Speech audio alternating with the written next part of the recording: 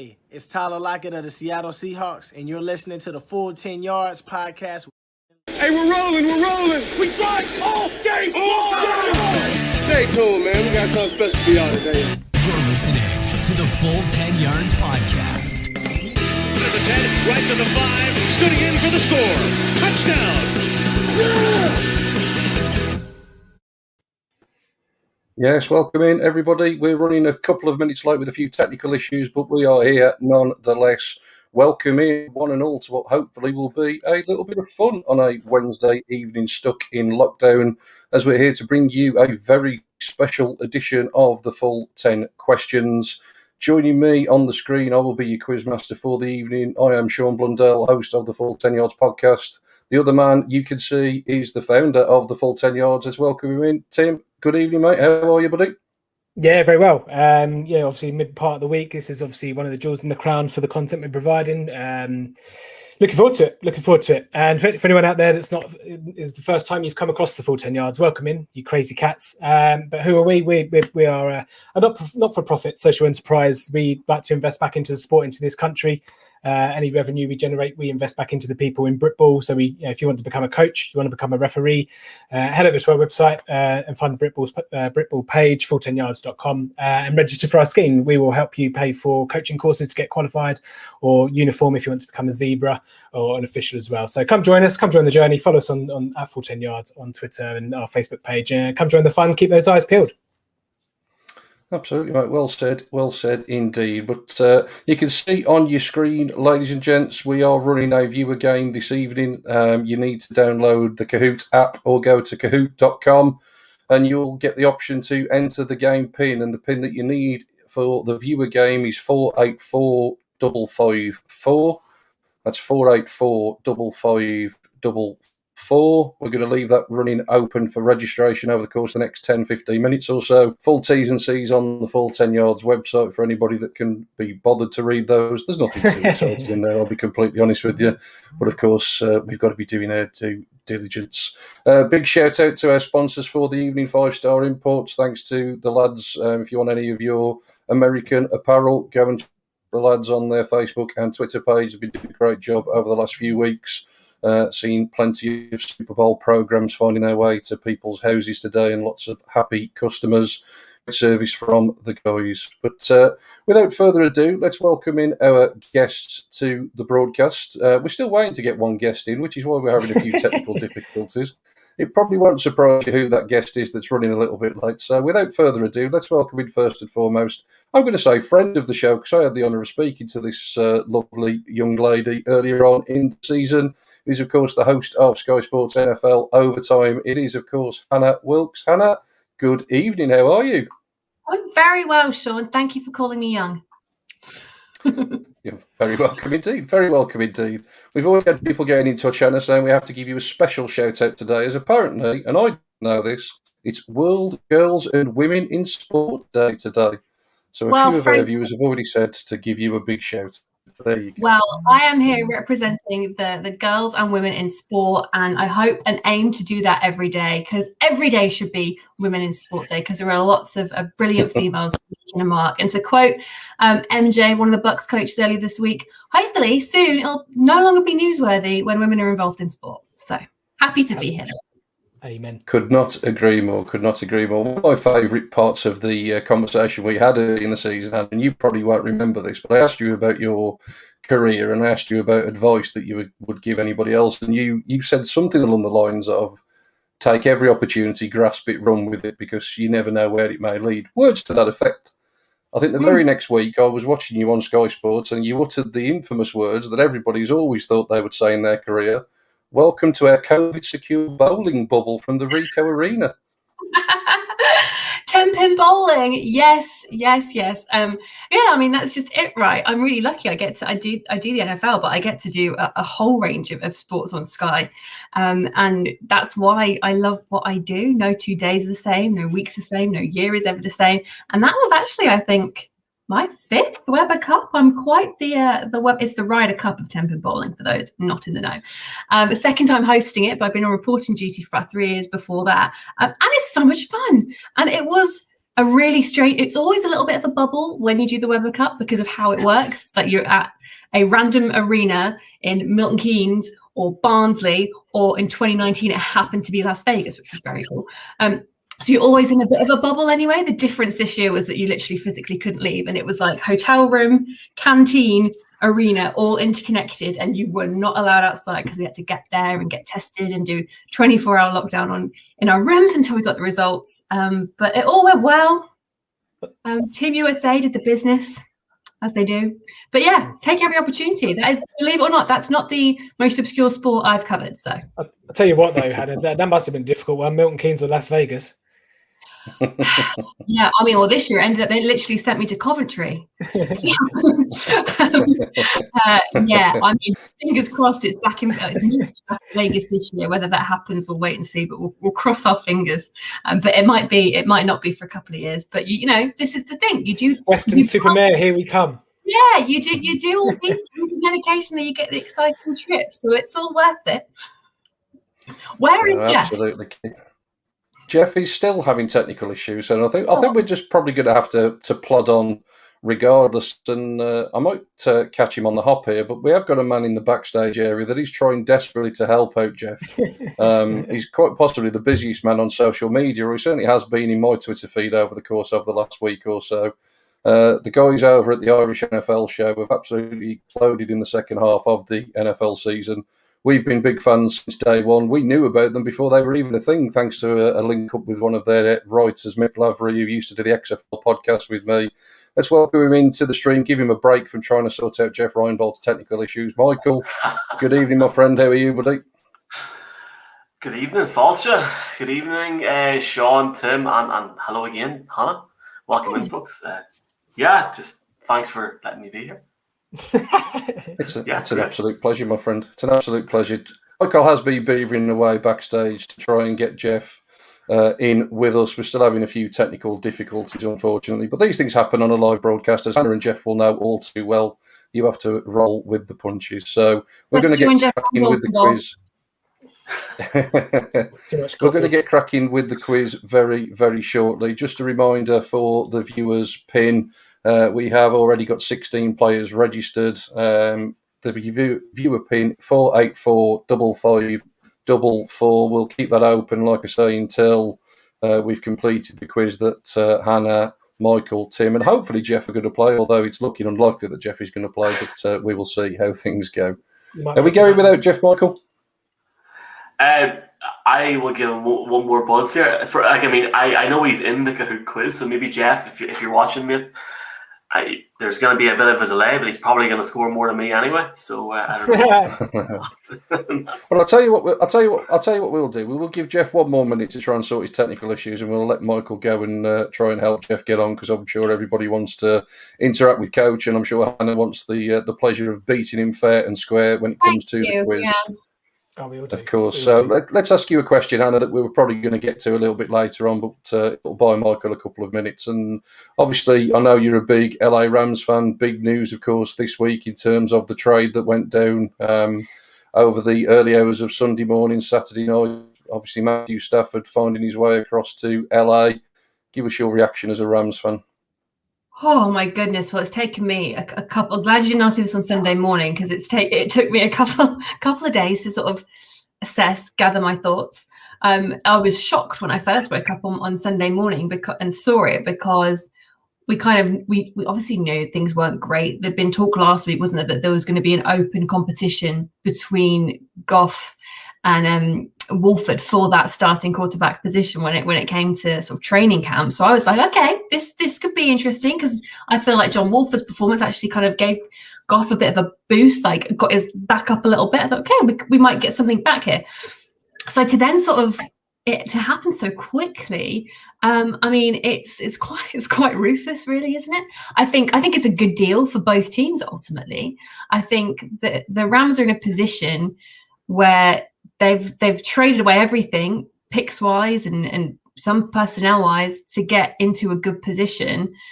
And this is the time to make the most of it. You don't give away picks to get Jalen Ramsey in and not win a Super Bowl. You don't waste Aaron Donald's best years and come away with no rings.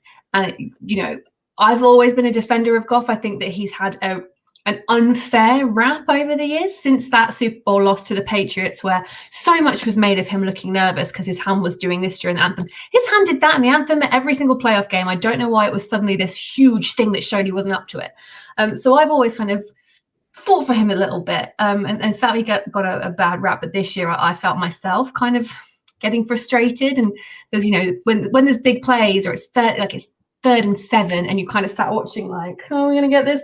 It's not great. So I'm excited by it. My initial feeling was, why a Stafford? And then you hear as well that Aaron Rodgers was someone that they tried to get from the Packers. So it seems to me that it's not that they want a whole new scheme. They don't want this crazy mobile quarterback. I'm like, just Sean Watson. If you're going to give away that many picks, surely you go to the Texans. But that's not the way the Rams play football. So I guess it is just that relationship between head coach and quarterback and having that reliability. And I think Matthew Stafford does have that. He's got that big arm. He's a lot more mobile than Goff. And so I feel excited. And a couple of very well-informed people, Jeff Reinbold included, have said, they think this puts the Rams very much in contention in the NFC. So roll on next year. Exciting one, strange one. I'm thankful to Goff though, because he was there when I got to see the team play in the Super Bowl. Interesting times ahead, that's for sure. But it's do or die. Next 3 years, they've got to be in the big one. No, absolutely. I agree with you. I think it's a good trade for both teams. And like you say, only time will tell. Right, I think we are going to crack on with the quiz. We're still obviously having those unfortunate technical issues. You'll see from the screen that Jeff is actually registered to play. So if you're watching along, at least you can stick the answers in. I suppose we'll get something out of it. But you can see there, Jeff, Tim, Michael and Hannah are in.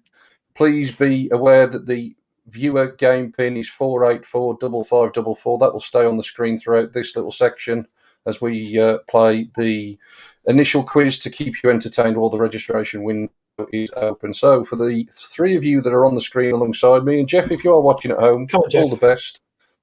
Let's start off with this mini edition of the full 10 questions. Good luck to all 4 of you.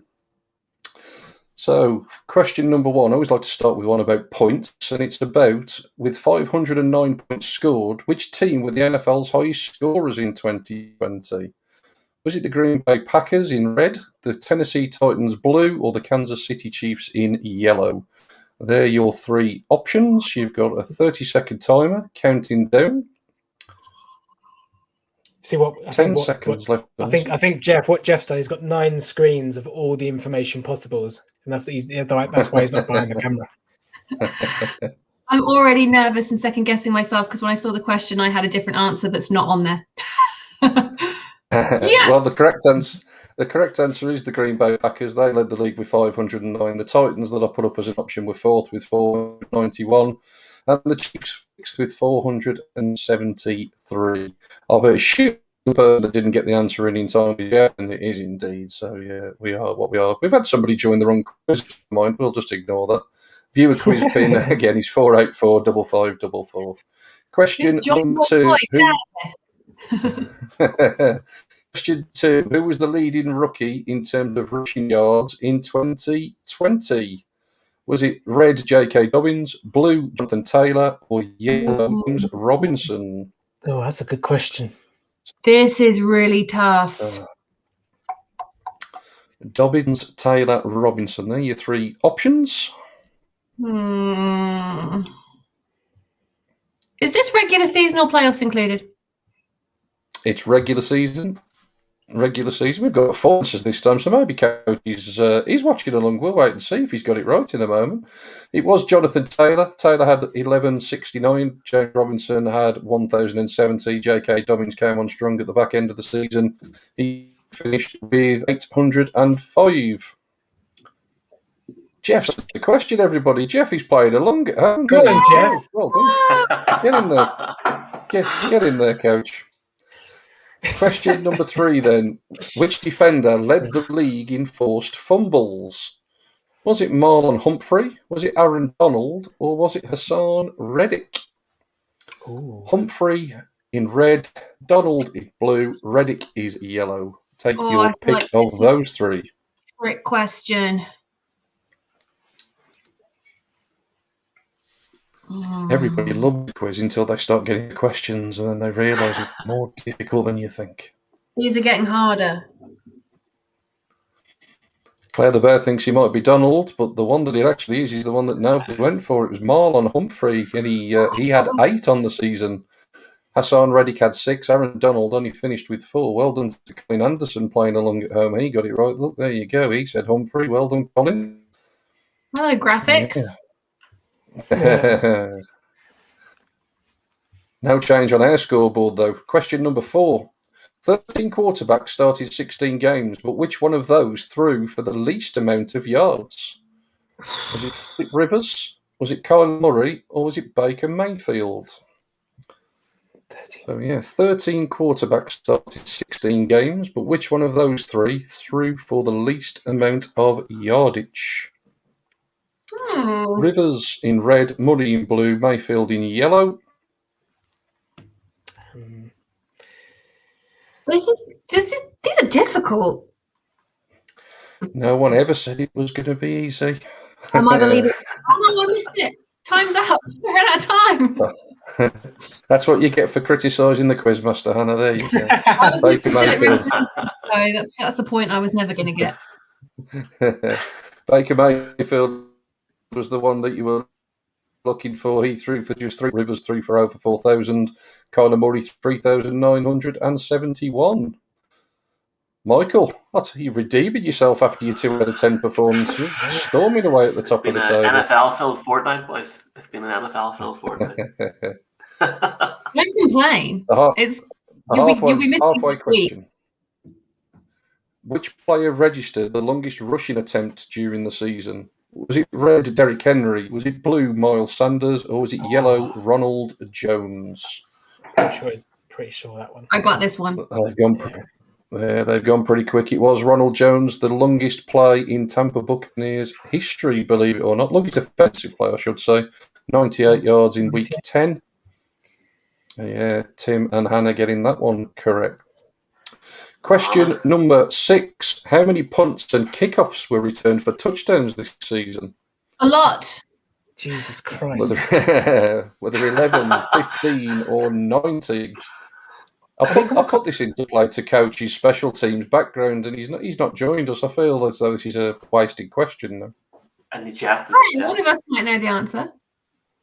I don't think it'll be me. 15. Yeah, 15. Well done. 7 kickoffs, 8 punts. Yeah, 15. I'm surprised it was that many, but there you go. Tim, moving on up. Question number 7. Which division's combined record was the league's best in 2020? Was it the NFC East? Was it the AFC North? Or was it the NFC North? Oh, Jesus Christ. There's a doozy of a wrong answer in there, isn't there? There was a doozy of a wrong answer. It was the AFC North. The AFC North went 36, 25 and 1. For reference, the NFC West went 36 to 26. I didn't put that in as an option because it felt a bit harsh having to split it by a tie, but it was the AFC North that was the one that you wanted. I'm assuming from Michael's reaction you got it wrong, so it's all getting tight on this leaderboard. Anyone could still win. Question number 8. How many teams fired their head coach during or at the end of the season? So with 6 or 7 head coaches that have had the boot either during or after each season has come to an end. I think that. There were 7. Claire de Bear's watching along, and she was right, as was Mikey Greeny, and he's correct. The Jags, the Texans, the Chargers, the Lions, the Jets, the Falcons, and the Eagles were the 7 that you were looking for. I just did the power deduction there. It's how many jobs did Eric Bieniemy not get? Yeah. Very true. Very true. Another season come and gone. Surely that's only a matter of time, but say that every year. Hopefully he gets one next time round. Hannah comes to the top of the table. Question number 9. Which team threw the most interceptions in 2020? Was it the Denver Broncos? Was it the Philadelphia Eagles? Or was it the Chicago Bears? Which team threw for the most interceptions in 2020? I have no Michael's idea. got a grin on his face. What is my T-shirt? Is the question. It was the Denver Broncos. Put that one in especially for you, my friend. 23 from the Thank Broncos, you very much. 20 from the 20 from the Eagles, 16 I for went the Bears. Bears. So yeah, Bears, and I figured if she was shaming her own team, she must be right. there you go. So Michael jumps back up to the top. It could still go either way, though. I think it's probably a two-way shootout between Hannah and Michael. But let's see what happens. Final question then, and this is an absolute belter. This was the highest scoring NFL season ever. How many points were scored in the 2020 season? Oh, here. Were there 11,680, 11,952, or 12,692?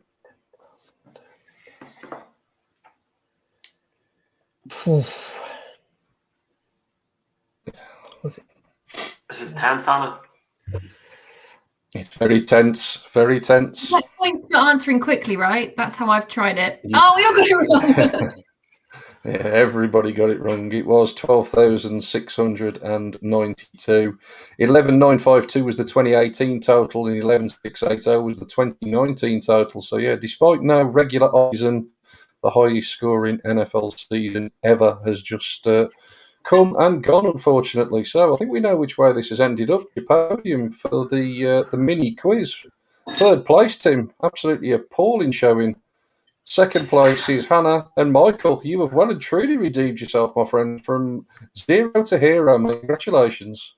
I'd like to formally take this moment to formally announce my retirement from full 10 questions on such a high. I'm only joking. I'll be back next week. Jolly good, my friend. Jolly good. Jolly good.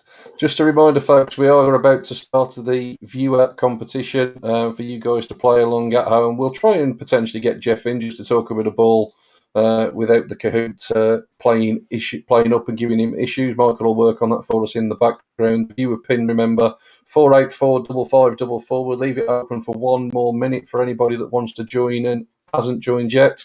I can see we've got 20 of you in there. Let's see if we get a few more. Plenty of prizes to be won for a full for a free quiz. You can't say fairer than that. So we'll leave it open for one more minute before we kick off. Just in terms of the thing to point out, I suppose, in terms of the T's and C's, obviously, please bear in mind you will be watching this via a streamed broadcast. There will be some element of a time delay on the stream that you are receiving. So although on your screen it may well say that you have 60 seconds to answer, please bear in mind that will be 60 seconds from when the question actually loaded, and that may well be behind your screen. So to answer the questions as quickly as you can would be my advice. As Hannah rightly said, you get more points the quicker you answer anyway, as long as you get them correct. So get the answers in as quickly as you can. There you go. There you go. We've still got a few more folks joining. Michael, I'm going to knock you backstage because I think you're trying to have some communication with Jeff. Hopefully we'll be able to welcome you back in shortly. Hannah will stay with us. I'll give you 30 seconds, ladies and gents. 20 of you are still registering. One final time for you, the pin 4845544. It'd be great to have all of you playing along. Should have said as well at the outset, obviously a number of you are already putting your comments and your questions through. Please do send them in. We do see them all on the broadcast. We'll try and get to as many as we can throughout the course of the next half an hour or so. And like I say, hopefully we'll have Jeff joining us. I can see Michael off camera now beavering away, trying to get a connection to coach. And fingers crossed we can get him on, join us partway through the broadcast. Put the coffee down, coach. Put it down. Absolutely. I think we are near enough there in terms of the viewer quiz. Like I said, we've left it open for a fair amount of time now to give you opportunity to get registered. So without further ado, let's bring that up onto the screen. We'll all nip across to the side. There you go. You can see we've currently got 23 players in there now. I should say if you're playing along on your phone, if you take your app off the phone to Google or do whatever you want to do, you will temporarily lose action. So back up to 25. Like I say, give it a few more seconds and we shall get going. I'll keep my eyes on the screen as well. Can we give our hints and clues if we think we know the answer?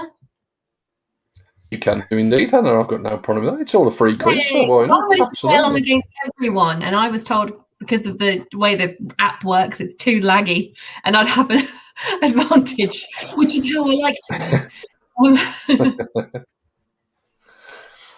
The numbers keep going up. We're up to 27. I've said it a few times now. It's final warning. Get in there, Bear in there. I can't see her. Players in. Fredo's just joined us. I'll tell you what, we will give it one more minute, and that is the final warning, because I keep saying that, and I've got to be honest, Aston Villa at the minute, and I want to watch the second half, so I can't give it too much longer. 29 players, 30 players. Oh, we got to 30, we're down to 29. 10-second count, and then 10, 10, 9, 8, 7, 6, 5, 4, 3, 2, 1. Ready or not, it's time for the edition of the full 10 questions.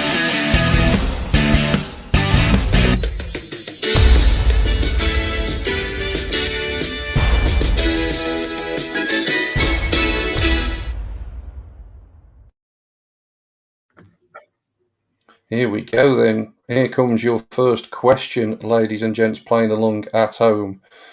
Oh, that was a full start. Just to tell you, the first round is the AFC. So here comes your first question, ladies and gents at home. 3 quarterbacks threw passes for the Jacksonville Jaguars, but which one ended with the highest passer rating? Was it red, Gardner Minshew? Was it blue, Luton? Or was it yellow, Mike Glennon? So 3 quarterbacks threw passes for the Jags, but which one had the highest pass rating at the end of the season? You see, Gardner Minshew's grown in money. What else is there to do in 2020/20? Just in terms of the very true. Indeed, very true indeed.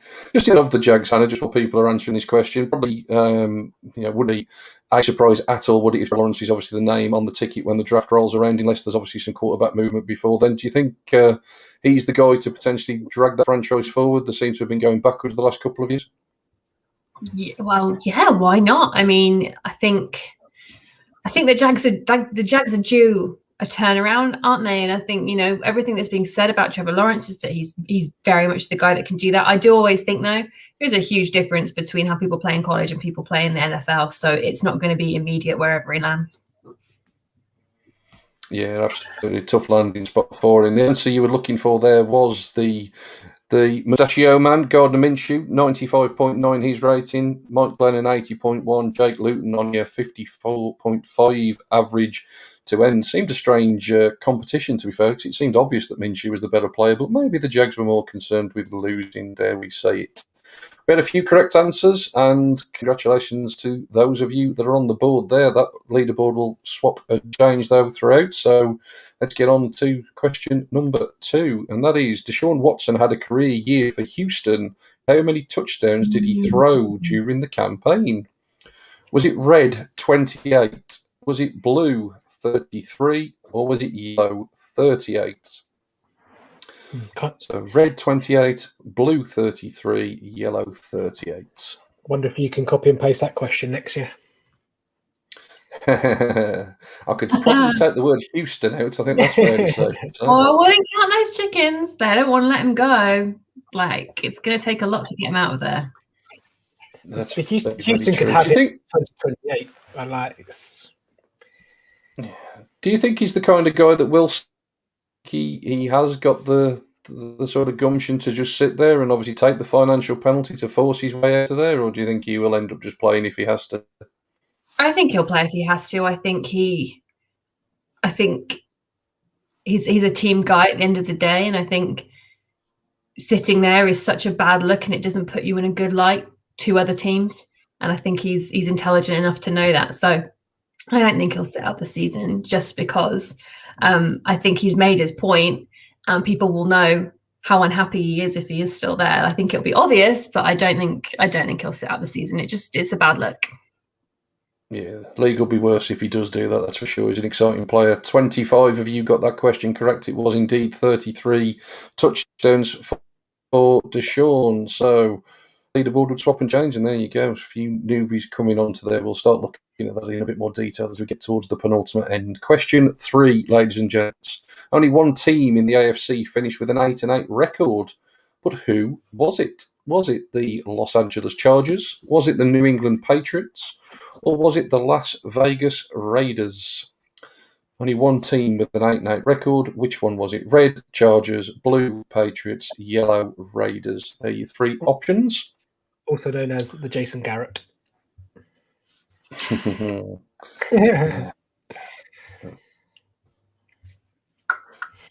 slight improvement on the Jeff Fisher, though, my friend. 25 seconds left on that question. Obviously, like I say, we're on a live stream delay, so wait and see how quickly people get their answers in on that one.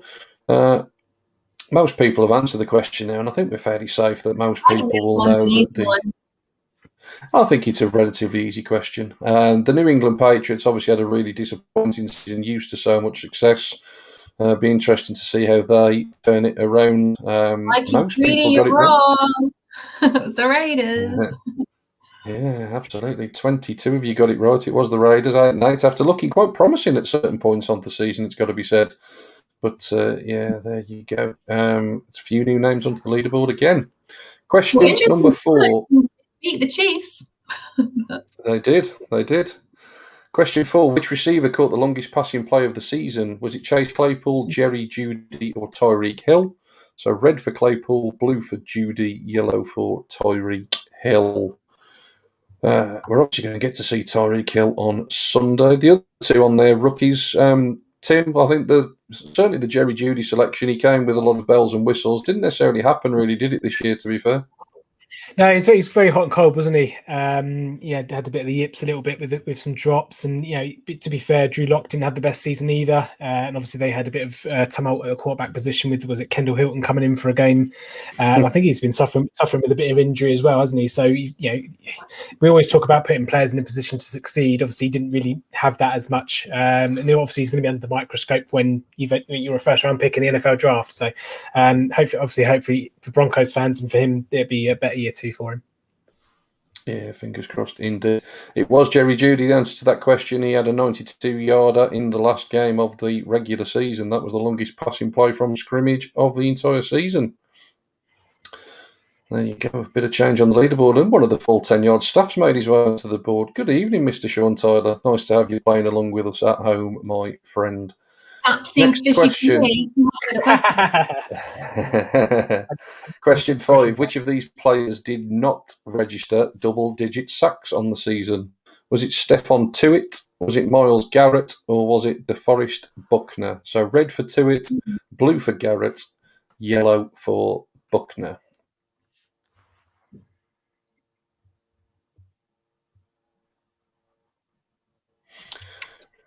Really, really, really interesting season, I think, for Myles Garrett in particular, coming back from suspension. Seemed to be on an absolute tear until he got struck down with COVID. Never seemed to be quite the same player when he did ultimately return, but he's certainly going to be one of the premier pass rushers in the NFL for some time to come.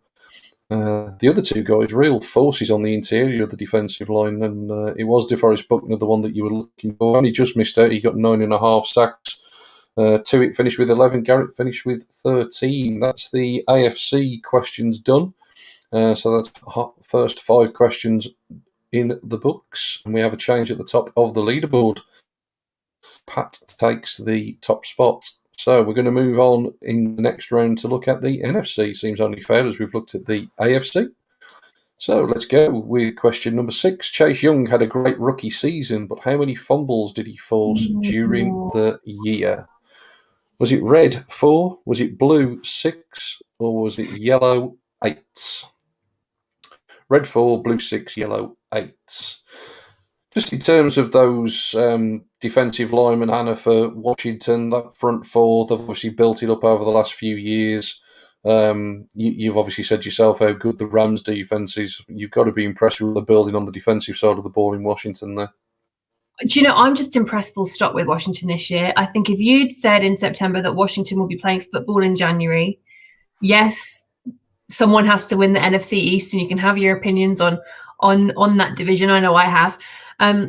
But I think, yeah, they are so far ahead of schedule, and that is all down to the defense, because they don't really know who their quarterback is. The offense isn't quite there yet, but this defense, it's looking good. Chase Young is a perfect addition. He had a phenomenal rookie year.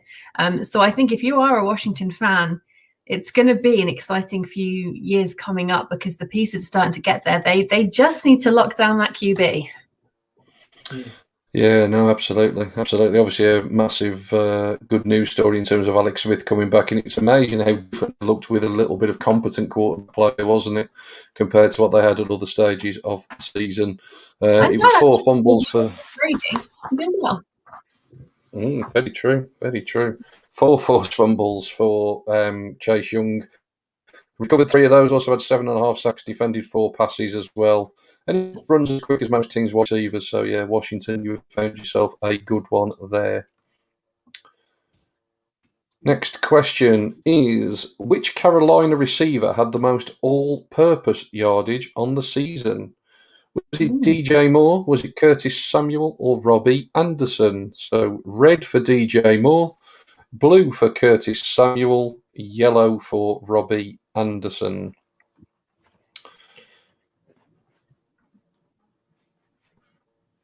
Michael's giving us some thumbs up in the backstage area, ladies and gents. So hopefully that's some good news you've got for us, Michael. It's just him wanting to come back in, out from the cold. You're on mute. He's on mute. We'll get him off mute, and then he can share the good news. He's just realised, and it's really, yeah, it's very hard. Share your good news. Jeff is on his way. He'll be here very soon. So basically, even if he's here after the quiz, fashionably late as ever. And I feel under serious pressure now for him to be here. So I really hope he. We will keep our eyes peeled at the bottom of the screen. We'll let you drop back off, mate, in case you need any more technical assistance, and we'll bring you back on. We will keep our eyes peeled down that bottom of the screen. But yeah, back to the question, and it was DJ Moore. It was a tricky question, this one, and it obviously split the decision across the board. DJ Moore finished with 1,215, Robbie Anderson 1,111, Curtis Samuel 1,051. He obviously got a fair few carries out of the backfield. Mike goes to the top of the leaderboard. Next question, ladies and gents. Which kicker from the NFC led the league in successful field goals? Was it Graham Gano on the red button? Was it Greg Zuerlein on the blue button? Or was it Young Ho Koo on the yellow button? Now, I'm not saying this is the correct answer, but my favourite kicker name, if not player name, in the whole of the league is Young Ho Koo, mostly because of how anyone calling the game feels the need to make his name rhyme whenever he kicks a field goal. It's Koo for Koo. Like, it's constant. It is amazing. And he did me well in fantasy football, actually, this year. Nice. He did. I think one game. Didn't one game in particular he scored something like 28 points or something as a kicker in fantasy football? Yeah, I think he did. Yeah. I had a terrible year, but he was a bright spot. And look at that. There you go. Good clue from Hannah. It was indeed Young Ho Koo. Yeah, 23 if you got that correct. He had 37 field goals successful.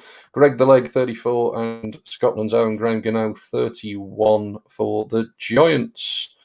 That is the halfway stage of the quiz. That's your leaderboard at the halfway stage. Mike is the man to catch. He's got 5 in a row there. Obviously knows his NFC football.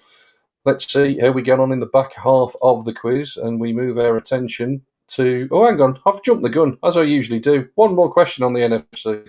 Who led the San Francisco 49ers in rushing yardage? Was it red Jeff Wilson Jr.? Was it blue Jerick McKinnon? Or was it yellow Raheem Mostert? Anyone who's watching along and has watched this show before will know I quite often make a cock up when it comes to the questions. I've either got the wrong answer, I've got it spelt wrong, there's usually something that goes wrong, but it's all part of the fun. We all just do it for a little bit. We haven't had Kyler Murray yet, That's good. Well, I have double and triple checked all of my spelling tonight. I can at least rely on my spelling being accurate, if nothing else. 23 answers in on this one. 24, still probably waiting on a couple more. There we go. Jeff Wilson Jr. was the one that you were looking for. He finished with 600. Moster with 521, and Jerry McKinnon with 319. I was well and truly early, fellas, saying that finished with the NFC round, because I've just looked at my notes and there's another one. So we have one more question. One more question until we're at the halfway stage. So I will skip past the leaderboard and get straight to it.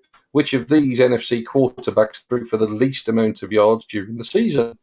Was it Kirk Cousins? Was it Kyler Murray? Or was it Matthew Stafford? I hope it's not Matthew Stafford. He's saving that for next year, Hannah. Don't you worry. Don't you worry.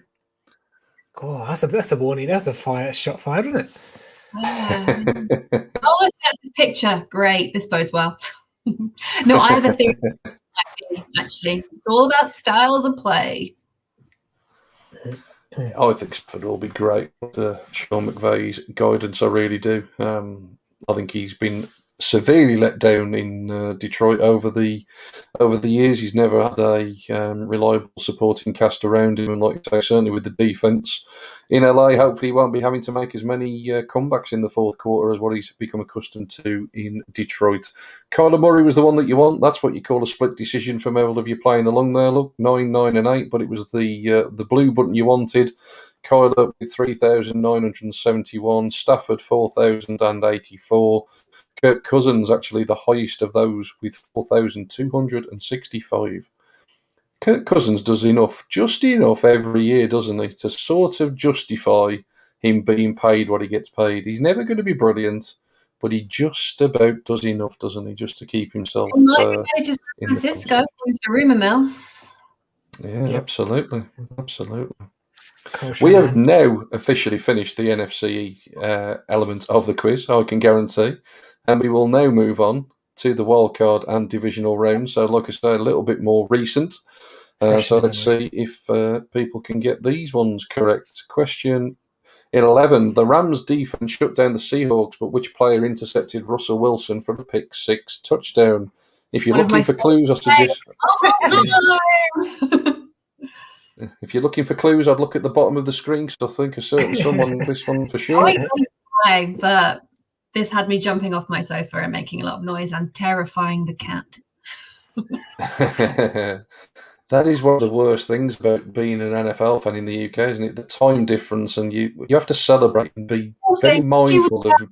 She was there fast asleep, and I was thinking other half above, in literally the room above asleep. I was like, "Yeah, no!" And she was like, "What's going on?" That's my life. It's very exciting. Yeah. Is your cat named after a Rams player, Hannah? No, she isn't actually. I should have done that. I don't know why I didn't.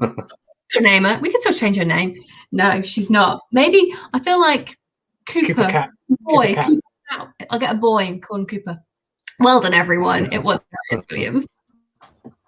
It was indeed Darius Williams. Yeah, a 42-yard pick 6 return in the dominant display that the Rams put up in the wildcard weekend against Seattle. Mike has gone off the top of the leaderboard all the way down. That's how tight it is, ladies and gents. So still plenty to play for.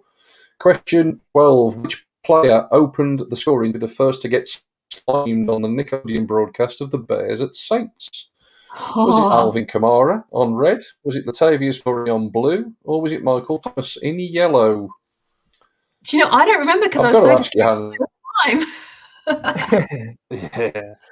I've got to ask you about this, Hannah, because you've obviously been involved with Game Changers with Sky and trying to introduce sport to kids. What was your opinion of the Nickelodeon broadcast? I know officially we didn't get it in this country, but obviously, it was replayed on NFL Network, and obviously people saw bits and pieces on Twitter and all of that kind of stuff. What was your take on it? I thought it was excellent to try and bring a new young kids in. I completely agree. I loved it. I think so often people can get so sort of serious and protective and purist about their sport, but ultimately you need to always be attracting new fans. And at its very core, sport is meant to entertain us and it's meant to be fun. And that took it to a whole new fun level. And I think from what I was seeing on Twitter, most people watching it were sort of millennials, but hey, that's fine too. And you saw some great anecdotes as well. I think Kurt Warner tweeted about how his son has never watched a game of football with him, and he loves Nickelodeon, so was really into it. It was the first time they've sat and watched a game together, and it's those kind of things. I think, just anecdotally, a few friends of mine showed it to their kids, and they were just like, "Slime, this is so cool!" And Sean Payton got himself slimed in his ridiculously expensive shoes, and I think it's good for the sport. You have to always be looking how you can innovate and get new fans and younger fans, because otherwise your sport won't have a future. And there's a lot for sport to compete with these days. So anything's worth a try. I loved it. I think shout out as well to Nate Burleson and the young Sheldon that popped up as well. It obviously made it helped to accommodate the rookie people watching. I mean, they played it so perfectly, and Nate Burleson is such a terrific broadcaster. Because it wasn't from the clips I saw, it was never patronizing. It was just informative, and it explained things. And even as someone who knows the game, I found myself going, that's a really good way of explaining that. And it was brilliantly done. I think they nailed it. Yeah, absolutely. It was great to see. The one that you wanted in terms of the answer to the question was Michael Thomas. He opened up the scoring. He was the first man to get introduced to SpongeBob SquarePants and the likes in the end zone. So, yeah, he was the one that you were looking for there. All changed again on the leaderboard. Series 3 winner. Oh, we know who that is. Our perennial winner seems to have found his way onto the leaderboard. Good evening, Ross. Nice to have you along with us, as usual, my friend. Question 13. Regular season rushing leader Derrick Henry was shut down by the Ravens. How long was his longest rush on the day? Was it 4 yards on the red button? Was it 6 yards on the blue button? Or was it 8 yards on the yellow button? So, yeah, obviously, just bearing in mind it is the wildcard game. Now, they obviously play during the regular season as well, but obviously we're talking wildcard and playoffs. What was the longest rush on the day? Whichever option you pick, it wasn't exactly great, and that's probably one of the big reasons why the Titans got knocked out in the first round. The Ravens did a hell of a job on keeping the man with 2,027 regular season rushing yards quiet for the day. I was going to say, it's amazing how you can get 2,000. You can get 2,000 regular season rushing yards and then get barely anything in one game, and then it's like, good night, see you next year. Yeah, he only managed 40. There's the stats I've got. I think it was less than 40. His longest of the day was only 8 yards. So, yeah, only 10 of you got that one correct. Apparently, good evening, Lawrence. Nice to have you along for the ride as well, my friend. Question. I've lost count. 14. How many yards did Lamar Jackson run for against the Bills during the divisional round? Was it red 14? Was it blue 34? Or was it yellow 54? 14, 34, 54. I think he really led the Ravens in rushing in this game. 2 running back questions in a row. There's clear running bias here, isn't there? No. Certain people get very twitchy when that gets mentioned. No, all joking aside, it was a real shame to see Lamar's end the way it did with him flat on his back. To be fair, whatever your thoughts on him, whether you like him, dislike him, or whatever, he's pretty much carried the Ravens through the back end of the regular season. They'll be looking for more production from that offense as a whole next year. He's certainly the most dynamic runner from behind centre, though. He really is an exciting player to watch. Whatever, like I say, your thoughts on him in terms of the quarterback purists amongst you. 20 of you got it right. Most of you getting that one right. 34 yards on just the 9 attempts for Lamar in that one. He put over 130 the week before in the game we just talked about against the Titans. Everybody at the top pretty much getting that right. Not much change on the leaderboard. Last question in this little section. The Cleveland Browns season ended at Arrowhead. Who caught the final Baker Mayfield touchdown pass of the season? Was it red Kareem Hunt? Was it blue Rashard Higgins? Or was it yellow Jarvis Landry? And just while you're pondering that, I must apologise to Adam Foxcroft, who obviously won season 3, and I've got him mixed up with our season 4 winner. So I do apologise, Adam. Pleasure to have you along as always this evening, my friend. So, yeah, Cleveland Browns season ended at Arrowhead. Who caught the final Baker Mayfield pass of the season? Red, Kareem Hunt. Blue, Rashard Higgins. Yellow, Jarvis Landry. I honestly think Adam will have that on his gravestone Monday. Oh my God. The fact that he beat me in a quiz. That my one and only fan on from weeks 4 onwards. It's a very thing, isn't it? We like being right, and if we're winning quizzes, then that is significant. That's why we've done so many quizzes in lockdown, because it's a nice way to be right. Yep. Equivocally. Yep. Absolutely. And there's 8 of you that have got that feeling there. 8 of you are correct with Jarvis Landry. He caught the final touchdown pass from Baker Mayfield on the season. Kareem Hunt rushed one in, so that was the red herring there. And obviously Rashard Higgins nearly had his head knocked off by a Chief flying through the air, which didn't get called. But I'm not bitter about that at all as a Browns fan. I'm not bitter about that at all as a Browns fan. That's the end of that little section. We've got 2 running away with it at the top, Mark and Luke. Can anyone count them? Remember, prizes for the top 3. The final 5 questions focus on the conference games and on the upcoming Super Bowl. So 5 questions left. Let's see what we have got as we move on to, like I say, the final section of the quiz. Who was the only Green Bay Packer to sack Tom Brady in the NFC Championship game? Was it red, Kenny Clark? Was it blue, Zadarius Smith? Or was it yellow, Rashawn Gray? That's a good Red, question. Kenny Clark. Blue, Zadarius Smith. Yellow, Rashawn Gray. Thank you very much. I have this thing, and I'm obviously not a defensive lineman, so I'll never experience it. I have a feeling that if you are, there is it's always good to sack someone, but it must be even sweeter sacking Tom Brady. You're like, I got Brady, career, I got Brady. I've got a lot of respect for Tom Brady, but I imagine it's very satisfying. The ripest of apples on the tree. Yeah. No, absolutely. I was watching Coffee with Coach, that coach that's still having technical difficulties joining us this evening. But I was watching Coffee with Coach yesterday. He was talking to Tramon Williams, and he was asked a similar question. He was asked who was the best quarterback he'd ever picked off, and like you say, there is obviously that sort of different level, like you say, when there's certain players, and like you say, sacking Tom Brady must taste that extra sweet. 8 of you got it right with Kenny Clark. He was the only get in the backfield. He actually had a decent day on the day. He was the leading tackler with 8 tackles for the Packers. Luke moves to the top of the leaderboard. I'd have gone Smith, so I'd have got that wrong. I'm with the majority. Was a tricky question. 17. Who led the Bills in receiving yardage against the Chiefs? Was it red, Stephon Diggs? Was it blue, John Brown, or yellow, Cole Beasley?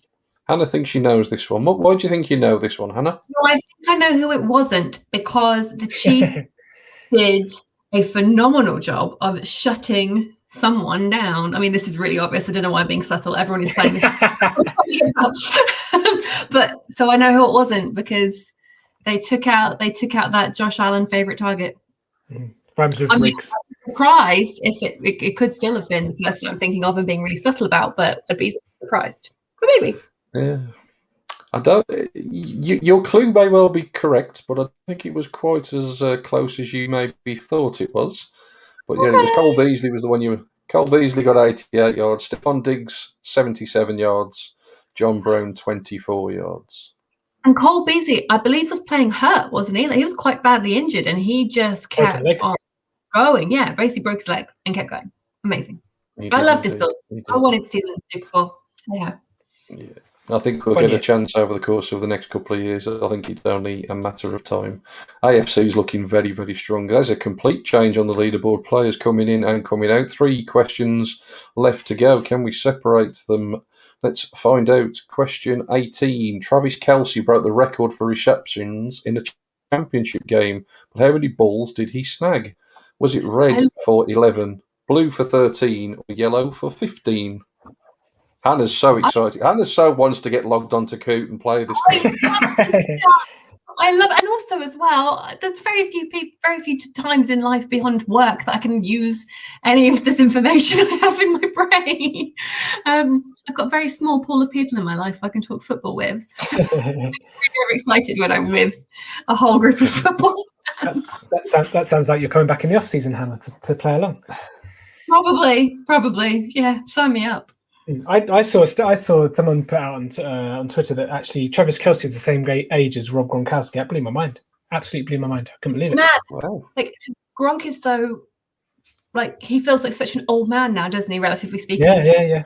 Trying to get going speed wise as well. It like just takes him a little while to get there, and same age. Insane. Yeah. You're not going to believe this, ladies and gents, but I have just seen somebody pop up at the bottom of the screen. We're going to allow for some technical things just to be ironed out, and we'll hopefully bring Jeff in very shortly. We'll go with one more viewer question, and then we'll bring Coach in for a bit of a slow round of applause when he does appear. chat. Penultimate question for you. Question 19. Who was on the receiving end of Tom Brady's longest pass of the night for the Bucs against the Packers? Was it red, Scotty Miller? Was it blue, Chris Godwin? Or was it yellow, Rob Gronkowski? Well, that's a good question because that's all quite close. Now, if this is the pass I think it is, it's a pass of utter beauty that anyone who thinks Tom Brady can't throw a football because he's 43 is completely wrong and mistaken. He's probably going to play for another 10 years. But it might not be the pass I'm thinking about. So, which, to be fair, there was two in particular. A lot of the Gronk yardage was yards after the catch, but the two passes, which I think you're probably referring to, Hannah, at the top of the screen, were both absolute beauties. I think you might be referring to the one just before halftime, possibly. Were you? Game changer. Yeah. Yeah, you were thinking of the Scotty Miller one. That was the touchdown pass that carried 39 yards. The Scotty Miller touchdown pass covered. The one that was the longest of the day was to Chris Godwin, who ended with a 52-yarder. That was an incredible catch as well over the top of defenders. So, yeah, but like you say, Tom Brady still doing it at the very, very highest of levels.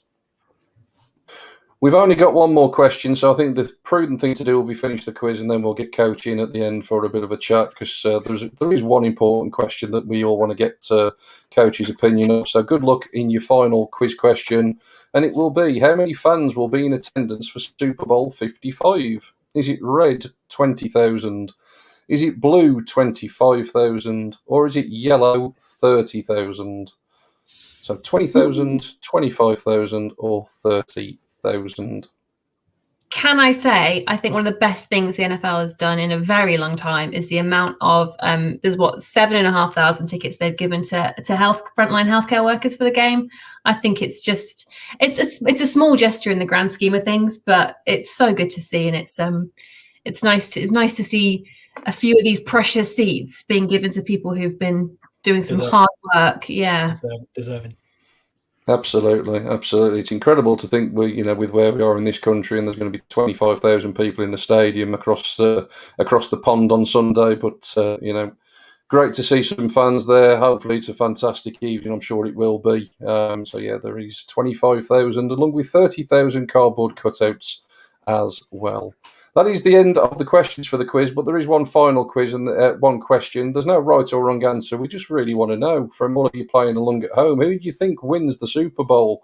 And that'll be the question that we pose to Hannah and pose to Jeff very, very shortly. So quite simply, do you think it's the Bucs and it's Brady's 7th, or do the Chiefs defend and repeat with young Patrick Mahomes calling the shots? And I'll leave that. Welcome back into the broadcast. Michael, thank you very much, my friend, for your perseverance, camera. Wakey. Well worth it in the end, though, my friend. Well worth it in the end. Some great questions there. And the answer to that question there is very interesting as well. Really interesting. We're still waiting for one or two to put their answer in. And like I say, I will just leave that up on the screen because just interested to see people think and which way people think it's going to go. It's obviously a really close matchup. We've obviously got plenty of build up on our site across the course of the week, but we won't talk about it too much tonight because it's really just been a celebration of the NFL 2020, and there you go. That's what you're watching along. I think 64% for the Chiefs, 36% for the Bucs. We'll leave that just sitting in the background, and like I say, it's been well worth the wait. And Coach, before I head to you in, I have to point out, you do now owe us an appearance on the full 10 questions for next season. But we'll sort that out during the course of the off season. Let's welcome him in. You'll know him obviously from Sky Sports NFL and Coffee with Co. One and only Mr. Jeff, the one and only Mr. Jeff Reinbold. Jeff, good evening. How are you, my friend? Good evening. I want to know, how did Hannah do? I did second in our quiz. Thank you very much, Jeff. There you go, girl. Proud of you. Proud of you. Fashionably late as ever. No, you know what? This is, and Michael can vouch for this. Like, you're talking to, I entered tonight as one of the 5 worst people with technology in the world. And now I've moved up to like number 2 because I couldn't download the whatever that thing is that I'm supposed to download. And then once I downloaded, I had to change the password. And then I got in and I answered one question, but it was just, I didn't even know what the question was. I just poked the thing because I could never see the question. So Brilliant. Absolutely brilliant. I'm awful. I admit it. Hey, how do you like see that right there? Leeds United. You watching the Leeds? 30 Leeds. That dirty Leeds. I got some friends with the UK Cowboy fan club, and they sent that over for a thing I did for them. So I just wanted to put that on television, so let them know. Got to represent. Got to represent. Absolutely. Are they currently losing? I thought they were losing right now. What's the score? Who's the Leeds game? They're not losing. They're just running out of time. Oh, they're losing, Jeff. There's not long left either. No reason that Jeff was late this evening. He's obviously been watching Leeds against Everton, ladies and gents. That's obviously the real reason. That you know what? How about this one the other day? Like, we were doing our show, right? And they put up the I don't know what it's called, but it's like the promo of all the football games for the week, right? That's what it's called, James. It's a promo. Okay. I told her, I got this figured out, right? So anyway, so Hannah starts talking about the games, and she goes, and this big game, and I'm looking, and I see Crystal Palace against Leeds on Sunday, and I'm thinking, oh, that's it, the big game. And then she goes, Man U versus Liverpool. I go, who cares about that? Sorry, Jeff. Sorry. It's great to have you on, Coach. And all joking aside, we'll have to try and catch up and get an opportunity to talk some football with you in a bit more depth throughout the course of the off-season with the technical issues behind us. Just in terms of your reaction to that poll there, I know it's a question you've been asked all week, and you've obviously been on Coffee with Coach and all the other bits and pieces that you're doing now. Do you see the big game going down on Sunday? 66% of our players tonight think it's going to go to the Chiefs. How do you see it playing out on Sunday? I thought, I've felt the Chiefs all along, and I got even more convinced of it today. I went back and I watched the last time these two teams played real close. I watched the coach's copy so you could really see what was going on. And I think it's going to be really, really tough for Tampa Bay. And here's why. Kansas City's so dynamic. They can score so many ways. They got so many weapons. When you got a guy like Sammy Watkins as your third receiver, I mean, that's pretty unique. I mean, they've got 3 guys that run under 4.4, and they've got the best tight end in football, maybe the best tight end as a receiving tight end that's ever played the game. So, Andy Reid is, I think, 26-5 off of a bye in his career. And that's a big enough sample size that you say that's not just a fluke. So I think they'll come out and we were talking the other day on the show, Hannah and I were talking about we really think that, that Kansas City is going to come out and start throwing haymakers right from the start and try and get on top early and really take the momentum of the crowd and all that out of Tampa Bay. The only place where I can see Tampa Bay creating some problems, and they'll make their plays, but I mean, where I think they have a decided edge is Shaq Barrett and Jason Pierre-Paul against those 2 backup tackles, Wiley and Remmers. That, I think, is a place they can work. Yeah, no, absolutely. Hannah, how do you see the big game going on Sunday? Well, I mean, it's very hard to disagree with Coach because he knows his onions. But for me, it's that Shaq Barrett and JPP backup tackles of the Chiefs. I really like this Tampa Bay defense, and I think of all the defenses that we've got across the NFL, they are the ones that have got the biggest chance to shut down the Chiefs, or at least make Patrick Mahomes' life a little bit difficult. And there's just a huge part of me that we're not going to see anyone do what Brady's done again. We're not going to see someone go to their 7th Super Bowl, their 2nd different team at the age of 43. There is part of me that just loves that fairy tale element, and I kind of want to see that come to fruition. And also, we know the Chiefs are going to be here for years to come. We just got rid of the Patriots dynasty. We just have a few years where it's a mixed bag before we get back into a whole other. I do think it's going to be great. Yeah, it should be a good one. I'm just going to pop the couch on mute so we get the TV noise out of the background.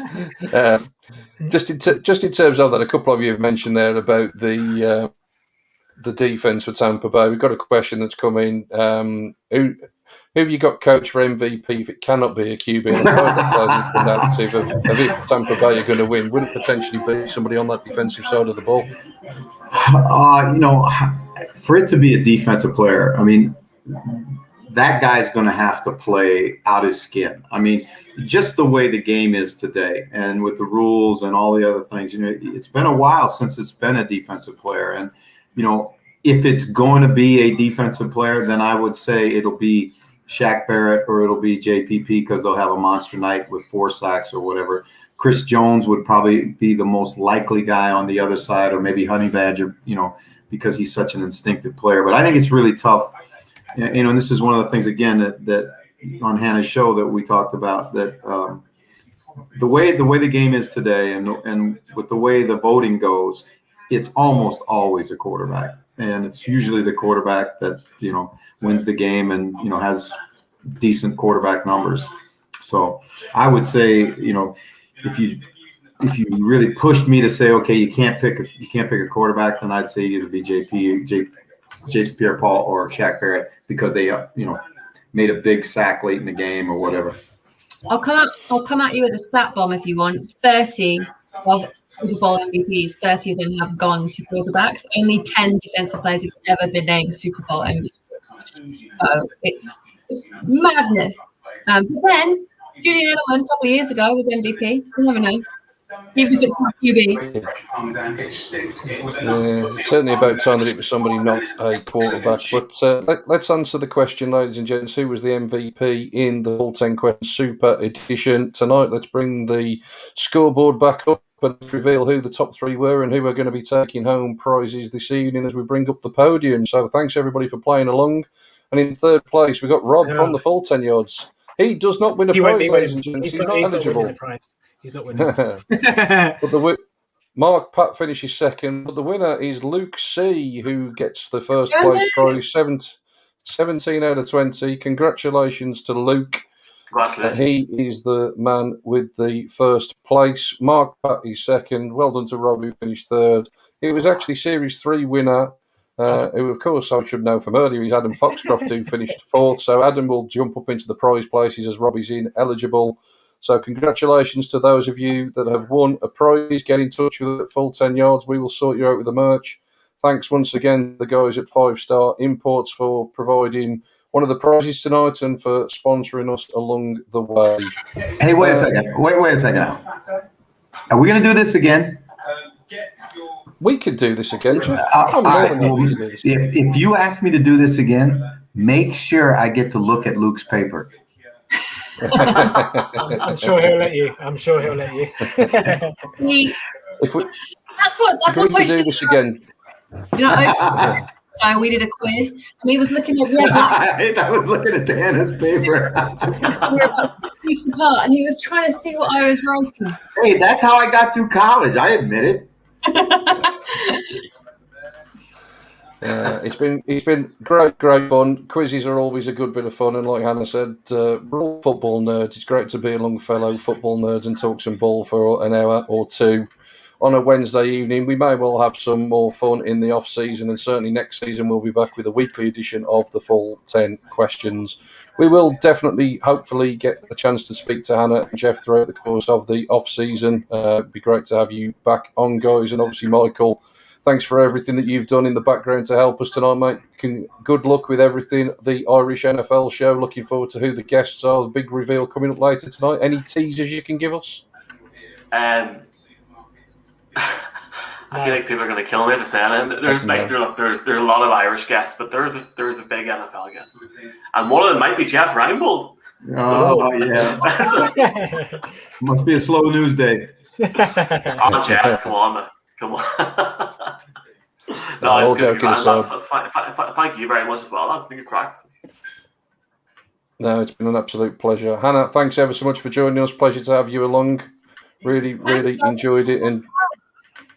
And Jeff, thank you so much for persevering. Like I said, we'll get you on and have an extended chat throughout the course of the off-season. Myself, Tim, and all the guys will be back in terms of podcast form over the course of the next couple of days, building up to Sunday. Keep your eyes peeled to the website, full10yards.com, for all your Super Bowl build-up. And, of course, as we always do, we like to close in the great words of former Sky Sports NFL man Kevin Cadle. So, from me, Tim, and everybody on screen, it's bye-bye for now. Bye-bye. Oh, man, that's classic.